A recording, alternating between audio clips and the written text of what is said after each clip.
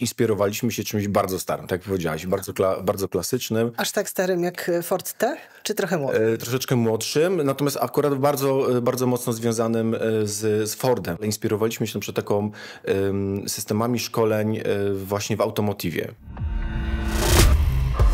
Szybcy, naładowani, elektromobilni. Witaj w EV Generation. Miejscu, gdzie przyszłość jest teraźniejszością.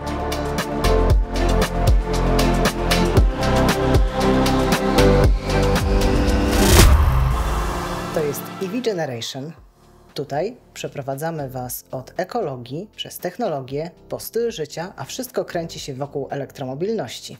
Żeby ta elektromobilność na dobre się rozkręciła, to musimy mieć do tego przygotowane odpowiednio kadry. I o te kadry dba Arek Stolarek. Cześć. Cześć. Zajmujesz się specjalnym miejscem w ekoenergetyce, centrum szkoleniowym. Opowiedz proszę o nim. Tak, centrum szkoleniowe, czyli mamy przygotowaną całą taką infrastrukturę, zupełnie osobny budynek do szkoleń zarówno naszych pracowników, jak i partnerów zewnętrznych. Tak, żeby te wszystkie szkolenia, przynajmniej powiedzmy tak 70% takiego szkolenia, żeby to była część praktyczna z użyciem naszych komponentów, ładowarek, tak naprawdę budowania ich od początku. Wracacie do sprawdzonych wzorców. Ja jestem z Warszawy i zakłady FSO na Żeraniu to był pełen kompleks, gdzie były zakłady, gdzie się produkowało, a obok szkoła. Trochę tak i myślę, że jakby szczególnie istotne u nas jakby w tej naszej części szkoleniowej są właśnie nasi pracownicy naszych fabryk. I ta część przygotowania nowych monterów do pracy na produkcji, bo jakby rozmawiając o kompetencjach, o rozwoju kadr, o szkoleniach w branży mobilności, no często mamy na myśli inżynierów, elektrotechników, IT, tych takich specjalistów. No i oczywiście oni też jakby są kluczowi, jeżeli chodzi oczywiście o rozwój produktu, projektowanie nowych, w naszym przypadku po prostu stacji ładowania, natomiast ktoś później to produkuje i biorąc pod uwagę jakby szybkość rozwoju branży i tempo, no nagle ilość tych osób jest bardzo duża, no a na rynku ciężko znaleźć na razie wykształconą osobę z dużym doświadczeniem, która budowała, nie wiem, ładowarki do samochodów elektrycznych, baterie czy samochody elektryczne. Tak, prozaiczny problem w tej chwili. W Norwegii brakuje mechaników z uprawnieniami na wysokie napięcia i jest naprawdę ogromny program szkoleniowy, w który zaangażowane są firmy, importerzy przede wszystkim i serwisy, żeby doprodukować kadr. No dokładnie tak, bo dzisiaj nawet mechanik, który chciałby obsługiwać i na przykład naprawiać samochody elektryczne, musi mieć właśnie uprawnienia w przypadku Polski sepowskie, coś zupełnie nowego. Nawiązałam do tych starszych wzorców, bo nie zawsze jest tak, że to, co jest gdzieś w przeszłości w edukacji jest złe, niedobre, przestarzałe.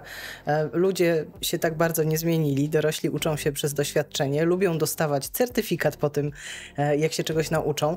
Czy właśnie w ten sposób pracujecie, że bierzecie osobę, która jest, powiedzmy, sympatyzuje z elektromobilnością, interesuje się wejściem w nowe obszary, szuka swojego miejsca pracy, być może przechodzi z innego zupełnie zawodu. Jesteście w stanie taką osobę przygotować w łatwy sposób?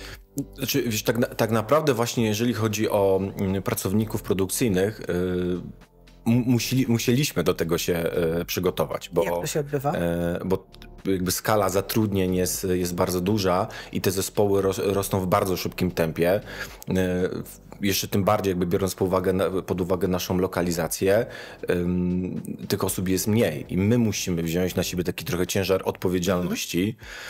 Osoby, które totalnie nawet nie były związane z produkcją, nagle muszą zacząć coś takiego.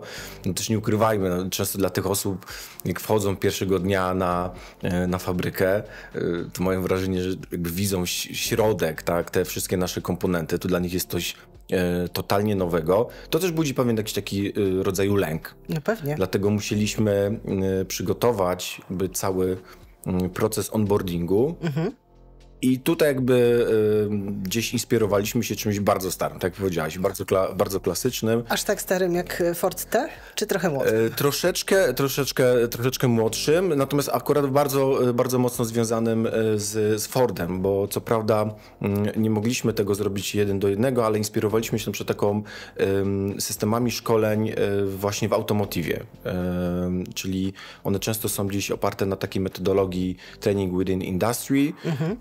W naszym przypadku jakby ciężko by było zrobić to 1 do 1, więc bardziej potraktowaliśmy to jako pewną inspirację.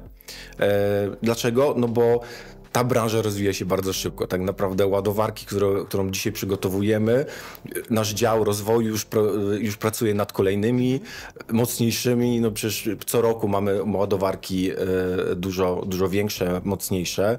Więc ten proces produkcyjny, on też się szybko zmienia, tak? No nie możemy powiedzieć, że produkujemy auto od 10 lat i tam wszystkich przygotujemy, oni będą zawsze robili ten jeden element swojego procesu. Więc zaplanowaliśmy to w taki sposób, że przygotowaliśmy specjalną infrastrukturę szkoleniową w osobnym budynku, w centrum szkoleniowym, natomiast ona jak najmocniej ma odzwierciedlać stanowisko pracy, tak jak później ten pracownik widzi w fabryce. I zanim nowy pracownik, taki monter, wejdzie na stanowisko pracy w naszej fabryce, pierwsze 6 dni spędza w centrum szkoleniowym i tak naprawdę możemy powiedzieć, że buduje ładowarkę w formie takiej szkoleniowej. Świetne. Te szkolenia właśnie, one są wcześniej przygotowane. Mamy przygotowane instrukcje szkoleniowe, które nawiązują do instrukcji produkcyjnych. No i 6 dni czegoś takiego bardzo praktycznego, ale to też powoduje, że jak słyszymy od tych osób później w takim feedbacku, tak, oni później jakby się nie boją, oni nagle to mają takie oswojenie, a są w przestrzeni, gdzie mogą po prostu popełniać błędy, tak? Jakby nie ma problemu, tak? Jakby oni wiedzą, że to jest taka bezpieczna przestrzeń, okej, jak coś zepsujesz,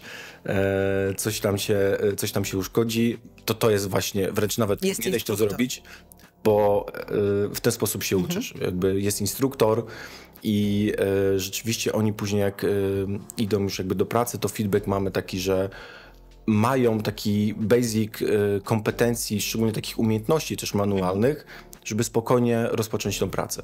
Rozmawiałam niedawno z przedstawicielem firmy, która produkuje ładowarki, ale wallboxy. I on mi zachwalał bardzo współpracę z kobietami, mówiąc, że u nich na linii produkcyjnej to panie rządzą, bo są terminowe, precyzyjne, skupione i chcą się uczyć. Jakie są twoje doświadczenia i czy w ogóle macie jakieś panie tutaj? Znaczy, jeżeli chodzi właśnie stricte o ten dział produkcji, jest ich bardzo, bardzo dużo i być może też jest to związane dokładnie jakby z takimi cechami, o których ty mówisz. I rzeczywiście, jak zauważyłem, dla nich jeszcze ważniejszy jest te pierwsze na przykład 2 dni, bo rzeczywiście one jak widzą pierwszy dzień, nie miały do czynienia na przykład z narzędziami i widzą jakieś na przykład płyty z układami scalonymi. Z układami, to dla nich to jest coś takiego trochę strasznego, ale później nagle to jakby się mają okazję jakby poćwiczyć, zobaczyć jak to funkcjonuje. Widzą też pewną później powtarzalność. Ta powtarzalność bywa zgubna, bo jak bardzo długo wykonuje się tę samą pracę według dokładnie tego samego schematu, można popaść w rutynę. Czy macie też takie sposoby na to, żeby ludziom dać inne zadanie, pozwolić im złapać inną perspektywę i wrócić do tego, co robią jako podstawę? To jest też taki mechanizm, który na przykład podejrzewam w BMW. Tak, no bo też jakby przede wszystkim po kilku dniach ta osoba nie będzie w stanie zbudować całej ładowarki, więc tutaj już nasz dział produkcji też ma jakby zaplanowany dalszy etap wdrażania tej osoby, tak? Więc ona jakby później jeszcze tak naprawdę dalej się uczy, no bo uczymy się on the job, tak naprawdę każdy z nas, więc później z czasem, kiedy ma większe doświadczenie, przechodzi do kolejnych procesów bardziej zaawansowanych.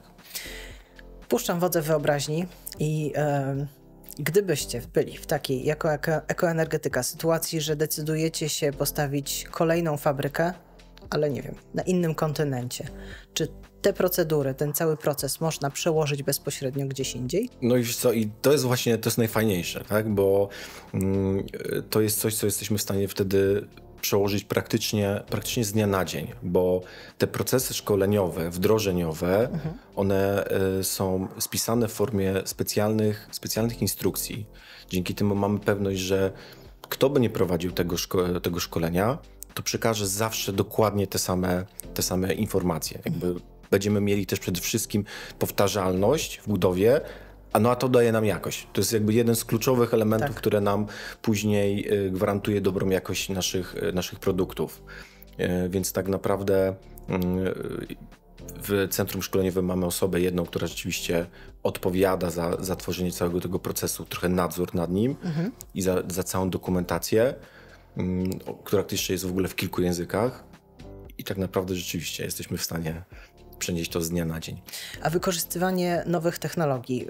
Ja kiedyś byłam na takiej prezentacji, gdzie zakładano nam okulary VR i w nich mogliśmy zacząć swoją przygodę z jakimiś tam urządzeniami, które w tej fabryce były produkowane. Czy do takich rzeczy też się przygotowujecie, albo już może macie? Tak, używamy na przykład szkoleń VR, ale bardziej na ten moment do szkoleń związanych z bezpieczeństwem pracy, z BHP. Natomiast jeżeli chodzi o te stricte rzeczy właśnie produkcyjne, po to stworzyliśmy jakby centrum i to trochę było większe wyzwanie, żeby jednak te szkolenia były manualne, żeby rzeczywiście oni mieli możliwość pracy, dotknięcia tego. A jak sądzisz, w którą stronę będziecie się rozwijać? Czy jesteśmy w takim momencie, że tak, mamy zapaść w edukacji branżowej, potrzebujemy nowych kadr. Te kadry wyższe to nie są osoby, które trafią na linię produkcyjną.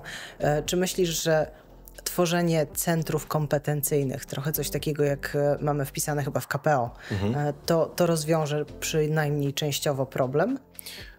Ja myślę, że to nie jest kwestia tylko nasza tak naprawdę. Myślę, że każdy, kto nas słucha, jest jakoś gdzieś związany z, powiedzmy, szeroko pojętą produkcją w branży mobilności. Ja mam nadzieję, że słuchają nas też na przykład rodzice, którzy na przykład pomyślą o tym, że to niekoniecznie liceum ogólnokształcące jest zawsze najlepszym wyborem.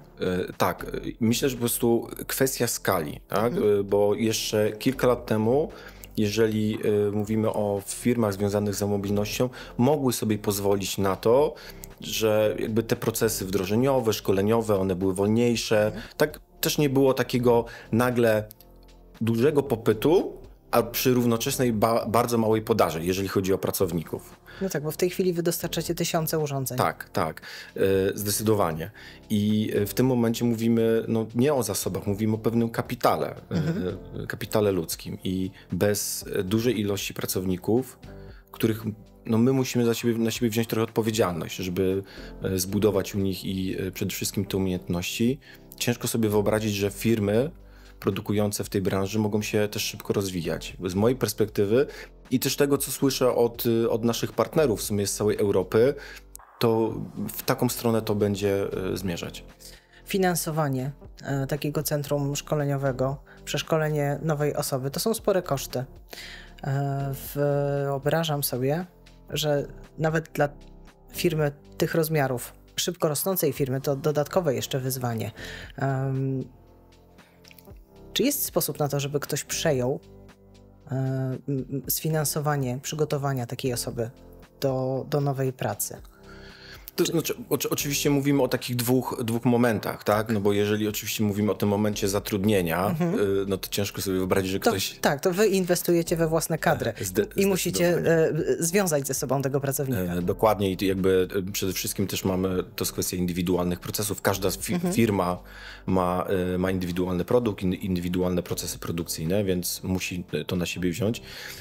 Ale oczywiście i tak myślę, że masz to na myśli. Jest kwestia tego przeszkolenia na większą skalę pracowników, żeby na rynku była dostępna Tak, żeby większa to była ilość. łapanka tak naprawdę, że nagle się jakaś branża wysypie, albo wiemy, że będzie w niej zmniejszane zatrudnienie, ludzie są tacy zaniepokojeni i teraz przydałoby się, żeby był jakiś system, który pomoże im się przekwalifikować w takim bardzo bazowym wydaniu i oni potem już z pewnym nastawieniem, umiejętnością uczenia się w tej nowej branży wejdą na przykład w taki proces jak u was. To znaczy, wiem, że jakby gdzieś jest dużo prac i jakby też się dużo o tym mówi, szczególnie też w kontekście gdzieś tam szkolnictwa wyższego. Natomiast szczerze mówiąc, na razie nie słyszałem o konkretnych rozwiązaniach i ja zawsze mam takie poczucie, ja też przez wiele lat byłem związany z tym środowiskiem akademickim.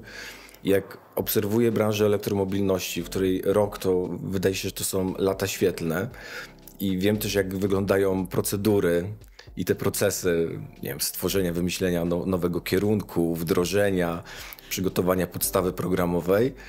Mam takie poczucie, że zawsze będzie tak, że jak tam się to skończy, to ta branża będzie już w zupełnie innym miejscu. To my już będziemy w kosmosie. To jest zupełnie inne tempo. Inna dynamika. Tutaj mam taką mam obawę, że bez takiego trochę podejścia biznesowego i też mocnego po prostu słuchania biznesu. Między innymi takich firm jak my, czy w ogóle związanych z tą branżą, które wiedzą jak to funkcjonuje i wiedzą też, że mają duży popyt i bardzo duży problem z podażą, jeżeli chodzi o takich pracowników. No ciężko będzie stworzyć taki jakiś, uniwersalny, jednolity system. Zielona Góra to szczególne miejsce. Jeśli się myśli o elektromobilności, to większość uwagi kierowana jest tutaj. Budowany jest cały ekosystem. Macie tutaj też szkolnictwo wyższe, prawdopodobnie jakieś powiązania, połączenia są. Czy są jakieś w ogóle kierunki, na których warto się uczyć, żeby potem starać się o miejsce, o pracę w tych zielonych technologiach, elektromobilnych technologiach? Wiesz co, tak naprawdę dla nas jakby oczywiście Uniwersytet Zielonogórski to jest mocne zaplecze i jakby tu staramy się, może niewystarczająca dla nas i dla naszych potrzeb. Wiem, że też trwają prace nad kierunkiem takim bardzo mocno już związanym z branżą. Oczywiście te wszystkie kierunki elektrotechniczne, też informatyczne. Natomiast to jest mało i już tutaj też nie chodzi o Zieloną Górę, bo jesteśmy też w takim miejscu tak naprawdę blisko Dolnego Śląska, całe tak naprawdę zagłębie tutaj dolnośląskie produkcji baterii. Jesteśmy blisko Berlina, czyli fabryka Tesli i innych producentów baterii do samochodów elektrycznych. Wbrew pozorom, uwierz mi, jest dużo osób, które gdzieś tutaj mieszkają w okolicy, a pracują tam. Więc dla nas ten rynek to jest coś znacznie jeszcze większego i szerszego. I kwestia takich staży i rozwijania absolwentów, czyli ta wiedza teoretyczna trochę, żeby później ją od razu przełożyć na wiedzę, ale przede wszystkim też umiejętności praktycznych. To jest coś bardzo ważnego. Pracujemy już mamy takie indywidualne jakieś właśnie programy stażowe, natomiast też to jest mój taki cel i marzenie, żeby przygotować również dla stażystów, dla absolwentów już w ramach centrum takie bardziej rozbudowane programy, tak żebyśmy później mieli od razu gotowych tutaj nowych członków naszego zespołu.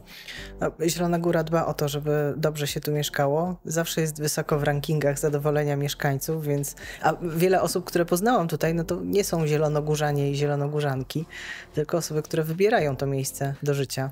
No przecież to tak naprawdę duża część naszych zespołów, takich też menadżerskich i rozwoju produktu, oprogramowania i tak dalej, to są osoby, które oczywiście też są nie tylko stąd, ale z innych miast.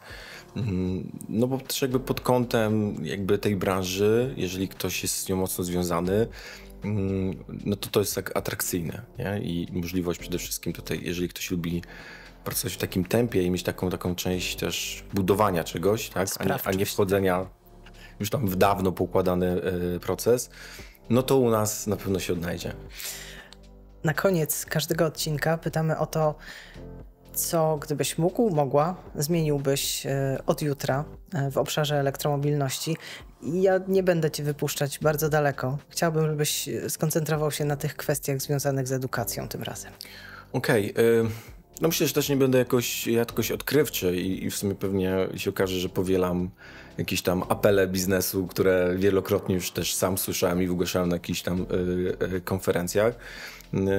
No ale to było takie jakby wdrożenie większej części praktycznej w to szkolenie akademickie, ale w szkolenie zawodowe. Ja wiem też, jest jedna rzecz może, o której nie powiedzieliśmy. Też sobie zdaję sprawę z tego, dlaczego to jest też trudne. Dlatego, że przygotowanie takiej infrastruktury, takich szkoleń praktycznych, to są naprawdę bardzo duże inwestycje. Bo dzisiaj już nie mówimy o takim, pracy zawodowej, tam nie wiem, jakiejś jednej tokarce czy czymś takim, tylko naprawdę o skomplikowanym sprzęcie. A ten sprzęt kosztuje? Ten sprzęt kosztuje, tak. Więc też sobie jakby rozumiem tą drugą stronę, że to nie chodzi tylko o to, że dzisiaj stworzymy kierunek i napiszemy jakąś tam podstawę programową, ale musimy mieć też duże, takie profesjonalne zaplecze. No to tak działają klasy patronackie. Kiedy jest klasa patronacka, jest patron, to on udostępnia swój sprzęt, dba o to, żeby była przeszkolona kadra i w zasadzie kilkadziesiąt procent absolwentek i absolwentów klas patronackich od razu trafia do pracy, do zakładu, w którym potrafi pracować. Wiesz co, jakby ja też wielokrotnie już w sumie gdzieś tam miałem kontakt z osobami z tego środowiska akademickiego, które same wychodziły gdzieś z taką inicjatywą, gdzieś dopytywały jakąś właśnie możliwość. Widzę jeszcze jakieś takie już przesłanki, że może to się zmienić w najbliższym czasie. To jest bardzo pozytywny koniec tej rozmowy, bardzo ci dziękuję. A w EV Generation podcastach rozmawiamy o różnych odcieniach elektromobilności. I skoro tutaj jesteś, to zasubskrybuj, polub. Jeśli cię to interesuje, komentuj, zadawaj pytania, a jeśli chcesz wiedzieć jeszcze więcej, na dole znajdziesz link do newslettera. Dziękuję. Szybcy, naładowani, elektromobilni. EV Generation. Miejsce, gdzie przyszłość jest teraźniejszością.